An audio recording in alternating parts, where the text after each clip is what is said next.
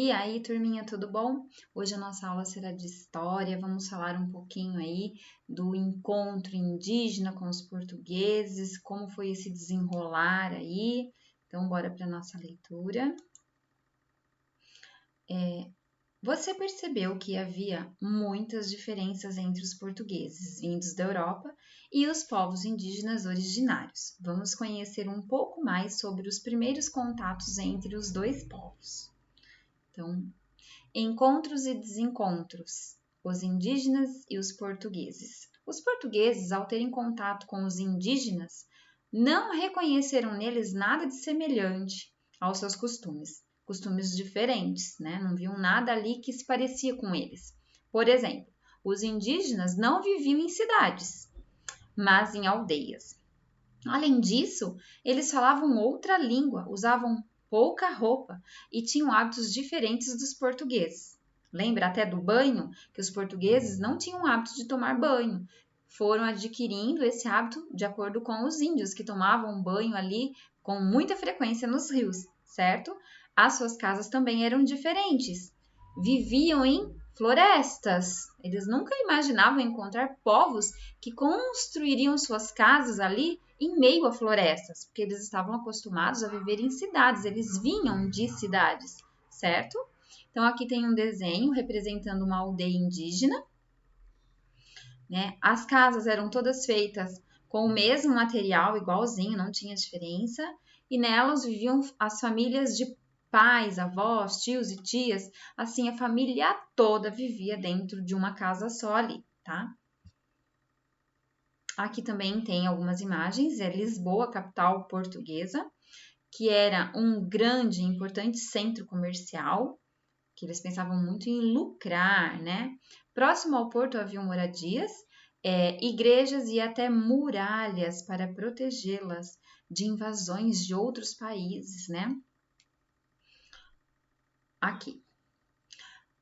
Por todas essas diferenças, os portugueses passaram a descrever, né, dar detalhes aí, né, dos indígenas como povos selvagens que viviam nus, não tinha rei, não tinha uma lei, não tinha cultura e nem religião. Será que era verdade? Só porque não era iguais as leis, os costumes, não era da mesma forma que eles agiam e eles estavam acostumados, eles consideravam então aí que era uma terra de ninguém, que era um povo abandonado, sem nenhum princípio. E não é verdade, né? Porque para os portugueses daquele tempo era difícil compreender que outros povos tinham a sua própria cultura, que acreditavam em outros deuses e tinham maneiras diferentes de ver o mundo e de organizar a sua sociedade. Então, os portugueses, eles não aceitavam, né, os costumes, os hábitos aí dos indígenas. Então, considerava aquilo como sem importância. Aqui tem Francisco Aurélio de Figueiredo e Melo, né? Ele está fazendo a leitura da carta de Pero Vaz de Caminha. Então, isso foi retratado em uma pintura.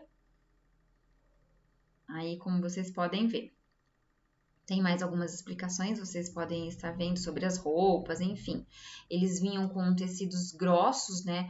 A roupa deles era feita com um tecido bem grosso, porque na Europa é um clima mais frio, e caíram aqui num país tropical, quente, né? Aqui tem a imagem de um índio. Os indígenas usavam pouca roupa, uma vez que o clima era quente na maior parte do Brasil.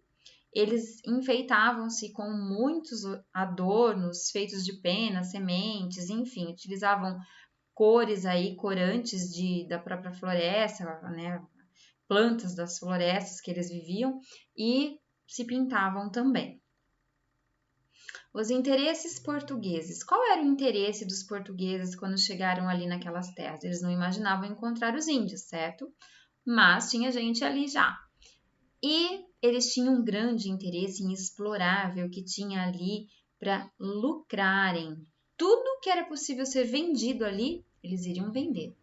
Mas tinham que conquistar aquele povo que ali já vivia, já existia ali. Se por um lado os portugueses estranharam os costumes dos povos indígenas, por outro estavam muito interessados em saber se havia nas terras desconhecidas algum produto, algo que fosse lucrativo ali, né, para ser vendido lá na Europa. Afinal, não foram encontrados ouro, prata e pedras preciosas logo de imediato. Eles, olhando assim, não viram, como gostaria o rei português.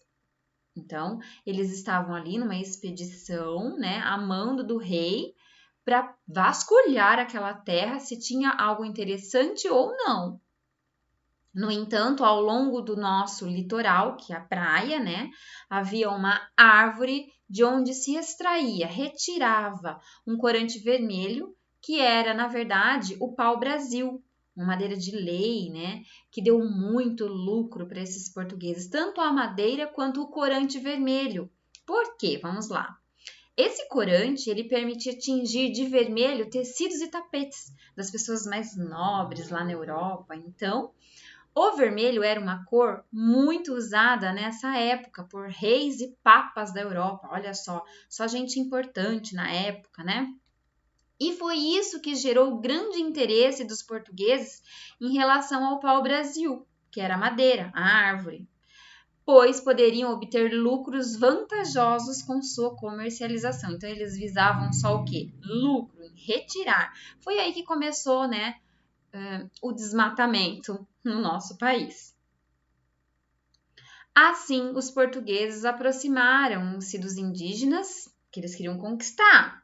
O que eles fizeram? Começaram a oferecer objetos que os índios não conheciam. E assim, eram desconhecidos por eles, como machados de ferro, tesouras, espelhos. Olha só, imagina o índio se vendo ali, né? Não sabia nem o que era isso. E entre outros objetos interessantes.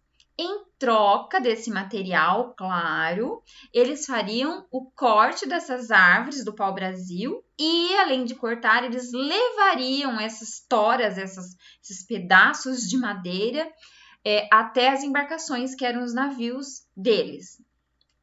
Esse tipo de comércio feito com base na troca era conhecido como escambo. Já vimos isso, né? Se eu tenho ali 2 galinhas e você tem ali 1 quilo de feijão, a gente trocava sem ter dinheiro envolvido. Então, isso era chamado de escambo, só a troca da mercadoria. Os portugueses construíram armazéns, né, para guardar a madeira trazida pelos indígenas até o litoral, chamados feitorias. Os indígenas que, num primeiro momento, ficou iludido, né? Ofereceram-se para buscar a madeira em troca das mercadorias, porque eles se interessaram, era coisa diferente.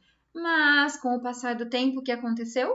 Eles perceberam que esses portugueses iam se instalar ali, iam se ocupar de todo o território deles. Pois é, bem folgados, né? E aqui tem um mapazinho. Olha, os índios carregando a madeira, tá vendo? As embarcações dos portugueses próximo ao litoral brasileiro.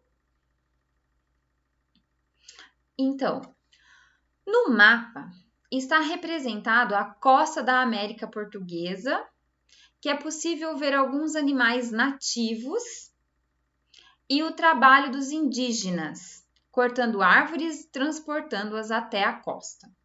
Além disso, alguns indígenas tornaram-se escravos, o que gerou forte resistência e muitas lutas entre eles e os portugueses, que tinham um forte interesse nas terras pertencentes aos nativos. E não só os portugueses, nesse período, outros povos, né? Aí a notícia corre, né, gente? Também outros países, outros lugares aí, pessoas de outros lugares do mundo se interessaram em conhecer, né? Então, lá da Europa mesmo, também vinham até o nosso litoral em busca do quê? Do pau-brasil. Pois é. Como os franceses e os holandeses. E o que aconteceu? O rei de Portugal, muito esperto, para evitar que eles se instalassem aqui, os portugueses decidiram ocupar o Brasil de forma definitiva. Onde começou aí, né? A nossa pré-colonização. Eles começaram a se instalar e vir e se ocupar até que começou a misturar os hábitos. Em 1530, o rei de Portugal enviou Martim Afonso de Souza para cá, né? Ele tinha a função do quê? De iniciar a ocupação definitiva das terras. Então, foi dado a ele essas terras, parte dessas terras, para quê? Para incentivá-lo. Porque ele viria aqui de graça para cuidar dessas terras para o rei? Não! Então, o rei doou uma parte do território brasileiro para ele, como se fosse dele já, né? E em nome do rei de Portugal, ele veio neste período de 1500 até 1530, né, que também ficou conhecido aí como pré-colonial. Por que pré? Antes, e colonial é quando eles realmente se instalaram no Brasil e os costumes foram sendo adaptados aí. Aí foram criando outros povos, misturando raças e a colonização se instalou, certo? Tudo bem, então? Eu vou mostrar para vocês rapidinho, né, quem foi aí Afonso de Souza. Vamos lá. Ó, Martim Afonso de Souza foi um nobre militar e administrador colonial português. Por que administrador colonial? Porque ele veio para o Brasil em nome do rei de Portugal. Foi o primeiro donatário da capitania de São Vicente. Por que donatário? Porque ele recebeu essas terras como doação do rei. Como se o rei já fosse dono daquelas terras. Tó, é para você. Vai lá, né, e coloniza aquele povo. Toma conta para que outros países não venham. E passou a ser governador da Índia também, certo?